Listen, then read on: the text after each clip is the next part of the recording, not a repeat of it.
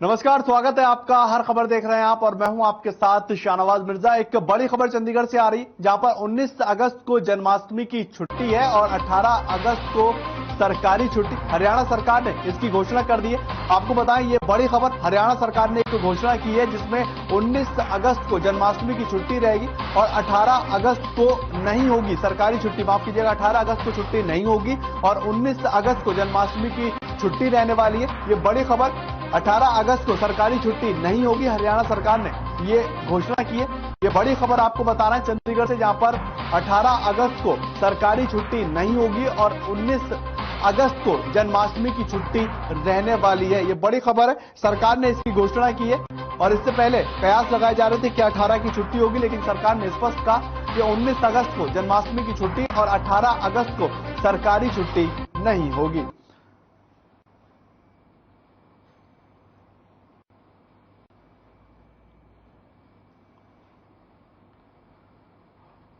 ये आप देख रहे हैं, इसी आदेश के तहत ये बताया गया कि 18 अगस्त को अब सरकारी छुट्टी नहीं होगी। हरियाणा सरकार ने इसकी घोषणा कर दी है। अब 19 अगस्त जो है वो निर्धारित की गई है, जन्माष्टमी की छुट्टी को लेकर 19 अगस्त निर्धारित की गई है और इसी तरह से आगे भी जो है वो सरकार बताती रहती है कि कौन से दिन सरकारी छुट्टी जो है वो पड़ सकती है, ताकि जो लोग काम करने वाले हैं उन काम निपटाते हुए नजर आए। और सरकार ने इसी मकसद से ये पहले ही बता दिया है कि अब 19 अगस्त को जन्माष्टमी की छुट्टी होती नजर आएगी।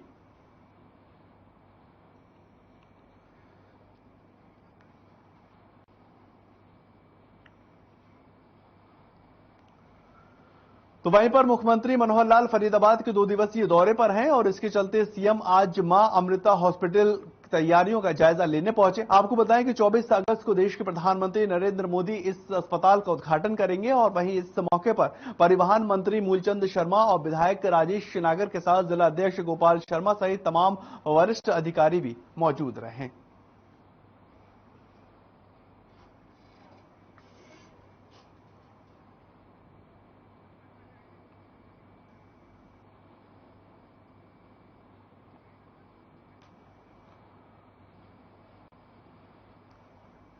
तो वहीं पर प्रदेश के सीएम मनोहर लाल ने कश्मीर के राजौरी में आतंकी से लहू लेते हुए शहीद हुए मनोज भाटी के गांव शाहजहांपुर पहुंच के उनके परिवार वालों को सांत्वना दी और इस दौरान उन्होंने कहा कि शाहजहांपुर स्कूल का नाम शहीद मनोज भाटी के नाम से अब रखा जाएगा। सरकार के द्वारा दी जा रही अन्य सुविधाएं भी परिवार को जल्द से जल्द मुहैया करवाई जाएंगी और साथ ही उन्होंने ये भी कहा, मुख्यमंत्री मनोहर लाल ने, कि परिवार के एक सदस्य को हरियाणा सरकार अपनी तरफ से नौकरी भी देने जा रही है। आपको बताएं, फरीदाबाद की तस्वीरें हैं जहां पर इस देश के लिए शहादत दे चुके बेटे जो हरियाणा के शाहजहांपुर गांव से आते थे, उनके परिवार वालों से मिलने सीएम मनोहर लाल पहुंचे और वहां पर उनका हौसला बढ़ाते हुए नजर आए। सीएम मनोहर लाल ने साफ तौर पर कहा कि इस परिवार के साथ हरियाणा सरकार, देश की सरकार और देश का हर एक वर्ग, हर एक शख्स जो है वो खड़ा हुआ है, क्योंकि इस शख्स के बेटे ने, इस शख्स के लाल ने जो है वो देश के लिए शहादत दी है और हम नमन करते हैं ऐसे लोगों को जो इस तरह के जो नौजवान हैं वो अपने देश के लिए न्यौछावर कर देते। और साथ ही साथ उन्होंने कहा कि शहीद के परिवार से एक शख्स को हरियाणा सरकार नौकरी देगी और कोई भी अगर काम पड़ता है, अगर किसी भी सहारे की जरूरत पड़ती है तो हरियाणा सरकार हमेशा इस परिवार के साथ खड़ी हुई है। और साथ ही साथ वहां पर तमाम लोग मौजूद थे और हर एक शख्स यही कहता हुआ नजर आ रहा था कि आज पूरा देश जो है वो इस परिवार के साथ खड़ा हुआ है।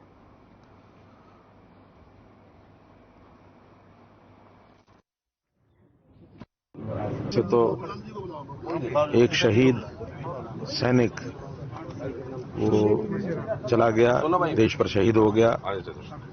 परिवार के नाते भी हमको उसका बहुत एक कमी महसूस हो रही है। बड़ा एक बहुत झटका लगा है परिवार को, लेकिन फिर भी देश के ऊपर वो शहीद हुआ है, शहादत के ऊपर गर्व भी है। इसलिए परिवार के लोगों को ढांढस बताने के लिए मैं आया हूं और कुछ चीजें हमने तय की हैं कि शहीद के नाम से इसका नाम अमर रहे। तो यहाँ का जो स्कूल है, उस स्कूल का नाम शहीद मनोज भाटी उनके नाम से रखा जाएगा।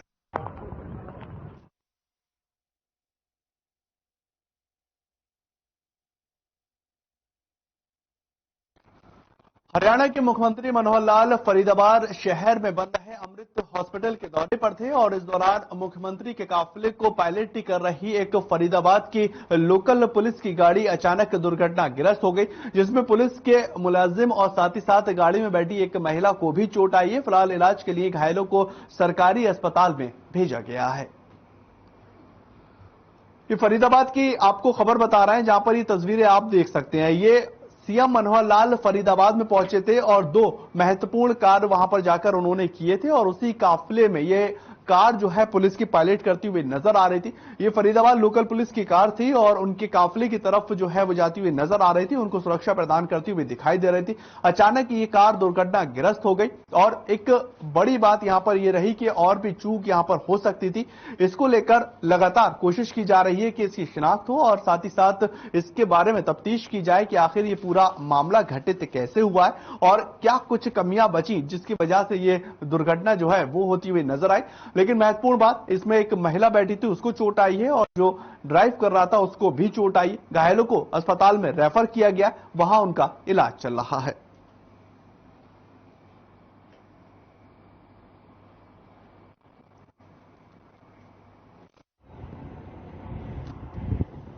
ये गाड़ी प्राइवेट गाड़ी पंजाब नंबर है अपने अटाली साइड जा रही थी, हमारे इधर से वापसी में ड्यूटियां जा रही थी। तो हमारी पायलट गाड़ी टच हुई है। जो आगे कैंटर है, कैंटर में उठाने के लिए प्राइवेट गाड़ी वालों ने ऊपर चढ़ा दिया। इसलिए इसमें 3-4 आदमी, 2 बच्चे हैं, 2 मियां व्यक्ति हैं। हॉस्पिटल पहुंचा। ज्यादा चोट आई है क्या है? नहीं, ज्यादा चोट नहीं, पर फर्स्ट एड जरूर है।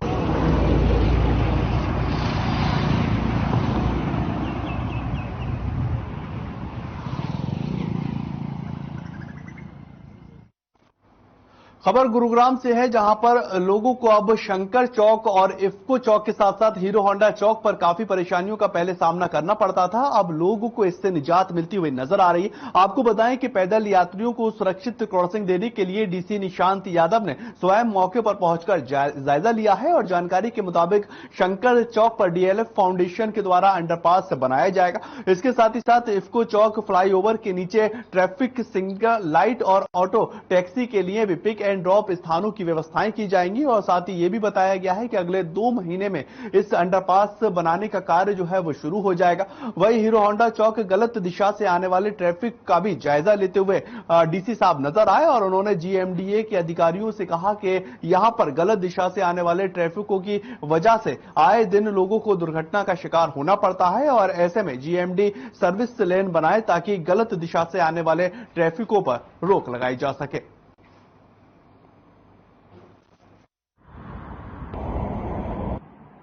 आज हमने रोड सेफ्टी के अंतर्गत गुरुग्राम जिले में जो national highway 48 Delhi Jaipur highway है उसके 3 स्पॉट्स का दौरा किया।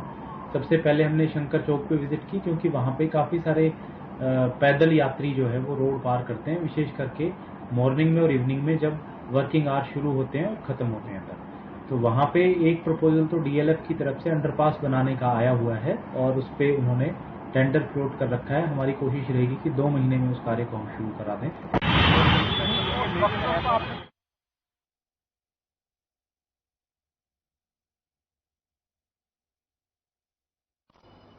तो उधर कृष्ण जन्माष्टमी पूरे भारत में बड़े ही धूमधाम के साथ मनाई जाती है और कृष्ण के जन्मदिवस पर जगह जगह कार्यक्रमों का आयोजन भी किया जाता है। इसी दिन को लेकर लोग कई दिन पहले ही तैयारियां करना शुरू भी कर देते हैं और आपको ये बताएं कि कृष्ण जन्माष्टमी को लेकर फरीदाबाद के बाजारों में काफी रौनक देखने को मिल रही है और लोग जमकर खरीदारी करते हुए नजर आ रहे हैं। बाजारों में खरीदारी करने आए लोगों ने यह बताया है कि जन्माष्टमी को लेकर काफी ज्यादा वो उत्साहित हैं और अलग अलग सामान की खरीदारी कर रहे हैं। बाजार से झूले और बांसुरी भी एक बड़े पैमाने पर बिकती हुई नजर आ रही है और उन्होंने कहा कि जन्माष्टमी के त्योहारों को उनको बेसब्री के साथ इंतजार रहता है और कृष्ण भगवान के जन्म को लेकर कई प्रकार के कार्यक्रमों का आयोजन भी किया जाता है। उन्होंने आगे यह भी कहा कि बाजारों में भी लोग अधिक सामानों की खरीदारी करते हुए नजर आ रहे हैं और बढ़ चढ़कर इसमें हिस्सा लेते दिखाई दे रहे हैं।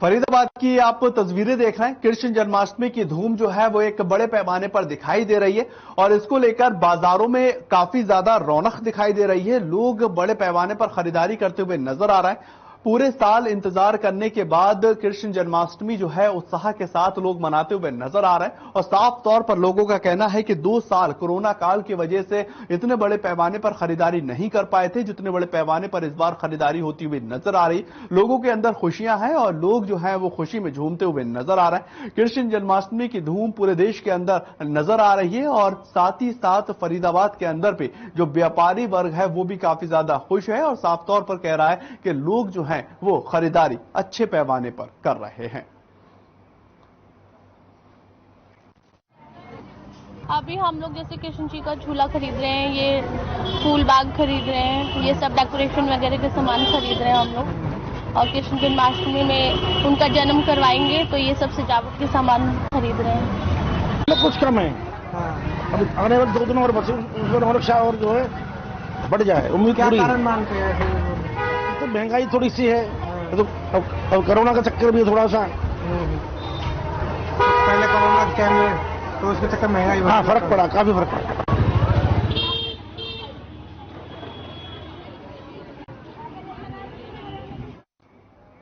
चलिए छोटा सा ब्रेक, जल्द हाजिर होते हैं, बने रहे आप हर खबर के साथ।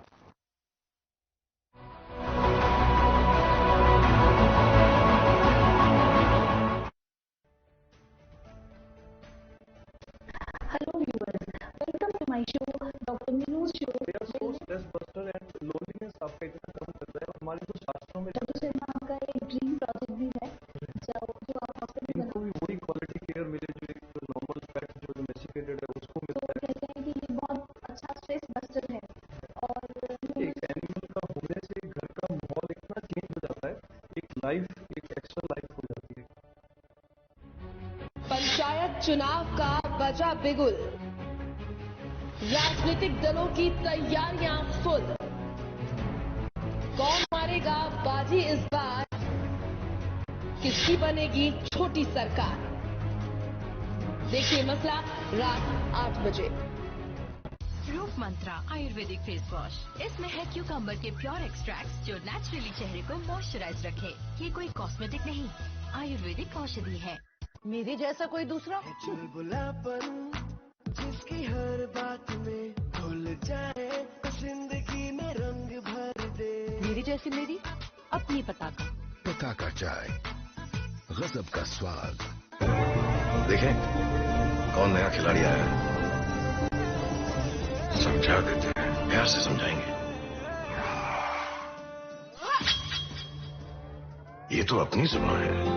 जुबान एक हो तो दिल भी एक होने चाहिए। विमल बोलो जुबान केसरी। अपनाएं आयुर्वेदिक रूप मंत्रा, इसमें है क्यूकम्बर के प्योर एक्सट्रैक्ट्स जो नेचुरली चेहरे को मॉइस्चराइज रखे ताकि पिंपल्स और डेड स्किन जैसी प्रॉब्लम से मिले रिलीफ। रूप मंत्रा आयुर्वेदिक फेस वॉश, ये कोई कॉस्मेटिक नहीं, आयुर्वेदिक औषधि है। पंजाब है जसप्रीत का ठिकाना, मुंबई है आदर्श का आशियाना, केरल का गोविंदन निवासी, कोलकाता में जन्मे है काशी। हर हिंदुस्तानी की शान, ARB बियरिंग्स, जोड़े सारा हिंदुस्तान।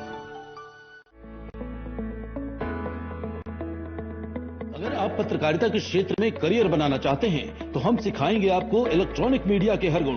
जल्दी करें, साधना एकेडमी फॉर मीडिया स्टडीज में एडमिशन शुरू हो चुके हैं, सिर्फ कुछ सीटें बची हैं, तो देर बिल्कुल न कीजिए। हमारा कॉन्टैक्ट नंबर है 9999131700, 9999131800, या फिर आप हमारी वेबसाइट www.sadhnamedia.com पर विजिट कर सकते हैं। आप हमें noida.sams@gmail.com पर ईमेल भी कर सकते हैं। 100% जॉब प्लेसमेंट की गारंटी, आज ही संपर्क करें।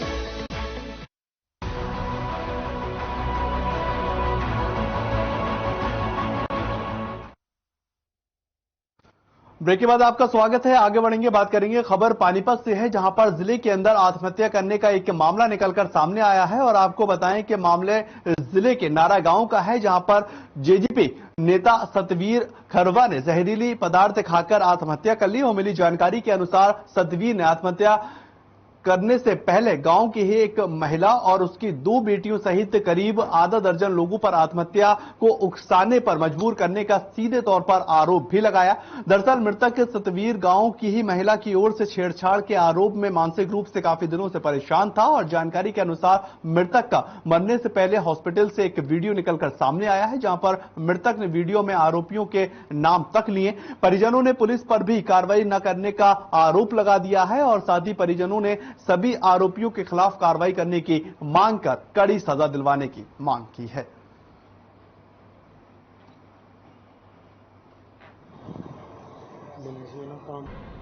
गांव में किसी के साथ झगड़ा हो गया इनका, वो 7-8 से औरतों को मिला के इसके साथ मारपीट की, तो ज्यादा चोट लगने की वजह से इसका लड़का फिर इसको यहाँ पानीपत हॉस्पिटल में एडमिट करा दिया।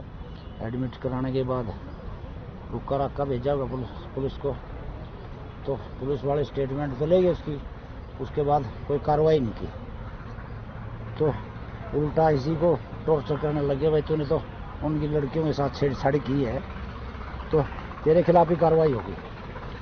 तो ये एक सामाजिक और इज्जतदार इंसान था। हमारा गांव में एक सतवीर है, उसने कल पॉइजन ले लिया था, उसकी डेथ हो गई आज, और उसके खिलाफ नारा गांव की किसी महिला ने मारपीट और छेड़छाड़ की जो कंप्लेंट दी थी, तो उस संबंध में उसके खिलाफ एफआईआर भी दर्ज होती। तो अब जो मृत्यु का जो कारण है, इसने सुसाइड क्यों किया, इसका तो बाद जांच के बाद ही पता चलेगा।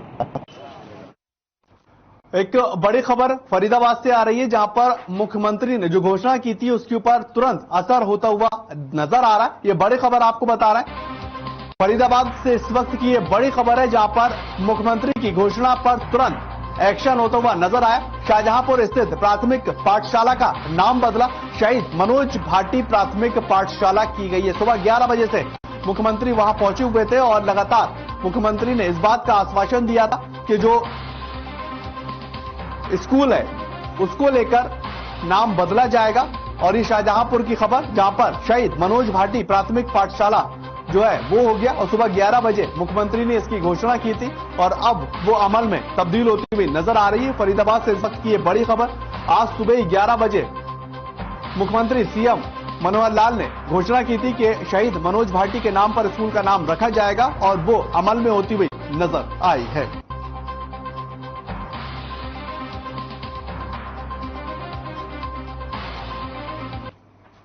खबर पलवल से है, जहां पर एक निजी अस्पताल में डॉक्टरों की एक बड़ी लापरवाही का मामला निकलकर सामने आया है और घोड़ी गांव के रहने वाले 30 वर्षीय नवीन युवक को हर्निया के ऑपरेशन के लिए पलवल के एक निजी अस्पताल में भर्ती करवाया गया था, लेकिन अस्पताल में मौजूद डॉक्टरों की एक बड़ी लापरवाही देखने को मिली। हर्निया के बजाय उन्होंने पथरी का ऑपरेशन कर दिया और परिजनों का यह कहना है कि ऑपरेशन के बाद नवीन की हालत लगातार बिगड़ने लगी। उसे जब फरीदाबाद ले जाने लगे तो उसकी रास्ते में ही मौत हो गई और घटना में गुस्से मृतक के परिजनों ने नेशनल हाईवे 19 पर शव रखकर आरोपियों के खिलाफ कार्रवाई करने की मांग भी की है। सूचना पर पहुंची पुलिस ने मामले की जांच शुरू कर दी है और इस बात का भी आश्वासन दिया कि जो भी दोषी होंगे उनके खिलाफ सख्त से सख्त कार्रवाई की जाएगी।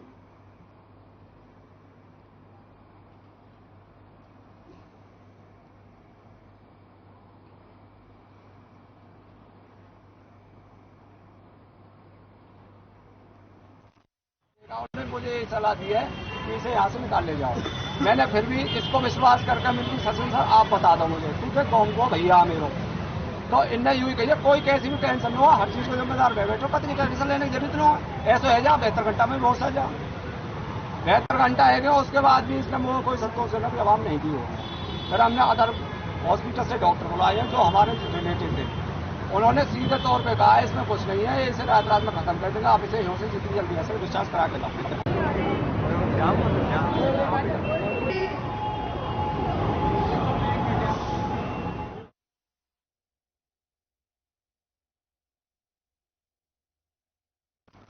खबर होडल से आ रही है, जहां पर होडल की अपराध शाखा जांच ने 25 किलो 200 ग्राम गांजे से भरे हुए कैंटर सहित 2 आरोपियों को पकड़ने में सफलता को हासिल किया है। और आपको बताएं कि पुलिस ने झारखंड के रांची से ट्रक में अलग से केबिन बनाकर लाखों रुपए की कीमत के पदार्थ को ले जा रहे थे। वहीं पकड़े गए गांजे की कीमत लाखों रुपए बताई जा रही है, लेकिन जिस तरह से आरोपी इसको ट्रक में छिपाकर ले जा रहे थे, पुलिस ने उनके अरमानों के ऊपर पानी फेर दिया और पुलिस आगे की तफ्तीश करती हुई नजर भी आ रही। दोनों आरोपियों को अदालत में पेश कर दिया गया है और गहन पूछताछ के बाद पुलिस रिमांड पर ले जा चुकी है ताकि आगे की जानकारी इनसे इकट्ठी की जा सके।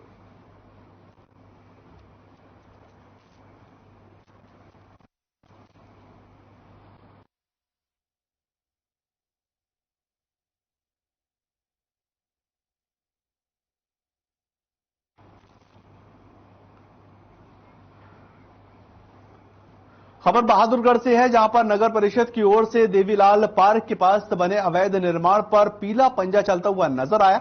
नगर परिषद की टीम ने जेसीबी मशीन की सहायता से करीब 40 अस्थायी निर्माण गिरा दिए हैं। दरअसल पिछले लंबे समय से दिल्ली रोहतक के नेशनल हाईवे पर स्थित देवीलाल पार्क के पास अस्थायी निर्माण किए जा रहे थे, जहां कई सारे बांसों की जो टाटियां हैं वो खड़ी कर दी गई और लोगों ने अवैध रूप से कब्जे कर दुकानों को खोल दिया था। इन कब्जों को हटाने के लिए नगर परिषद ने अतिक्रमण हटाओ अभियान भी चलाया और 40 निर्माण किए हुए तमाम चीजों को गिराया गया। लेकिन वहां पर नगर परिषद के अधिकारियों का भी ये कहना है कि किसी भी सूरत में बहादुरगढ़ के अंदर अवैध कब्जे को बर्दाश्त नहीं किया जाएगा और जो भी अवैध रूप से कब्जा करता हुआ नजर आएगा या अस्थायी निर्माण करता हुआ दिखाई देगा, उसको तुरंत हटवा दिया जाएगा।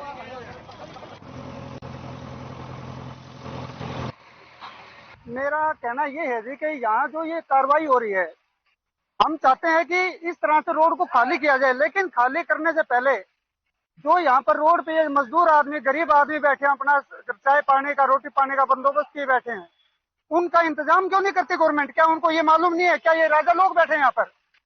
उनका रोटी पानी का इंतजाम करें, इनका रोजगार का इंतजाम करें। उसके बाद हम नहीं चाहते रोड पे बैठना, कोई नहीं चाहता। मैं चाय दुकान थी, मैं हैंडीकैप हूँ और ये सरकार आई है जब से परेशान कर रही है, प्रशासन परेशान कर रहा है। कभी हमारी पर्ची काटते हैं, कभी नहीं काटते हैं। कोई मतलब दोस्त जमाते। आज सर मेरी दुकान तोड़ी गई है, आप देख लो, प्रशासन ने तोड़ी है। जब से प्रशासन आया नया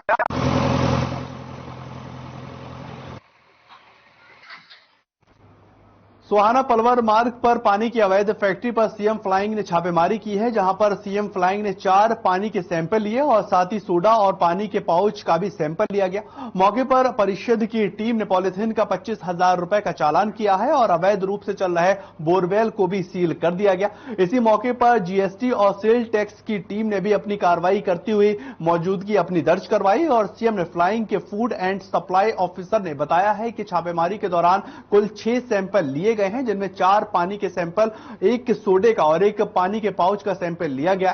कंपनी के अंदर एक पानी का बोरवेल अवैध रूप से चल रहा था और इसे परिषद की टीम को मौके पर बुलाकर सील करवा दिया गया।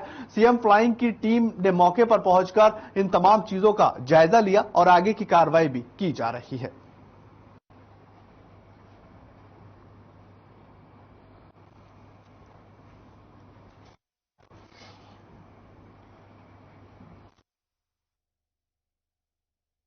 आज ये सीएम फ्लाइंग के पास कंप्लेंट गई हुई थी कि जो पाउच भर रहे हैं पानी के, वो अच्छी क्वालिटी का पानी नहीं है। यहाँ पे हमने रेड की है, यहाँ पे पाउच का भी सैंपल लिया है, उनके पास कोई लाइसेंस वगैरह नहीं है, उस पर हमने इनको नोटिस दिया है जिस पे कार्रवाई होगी।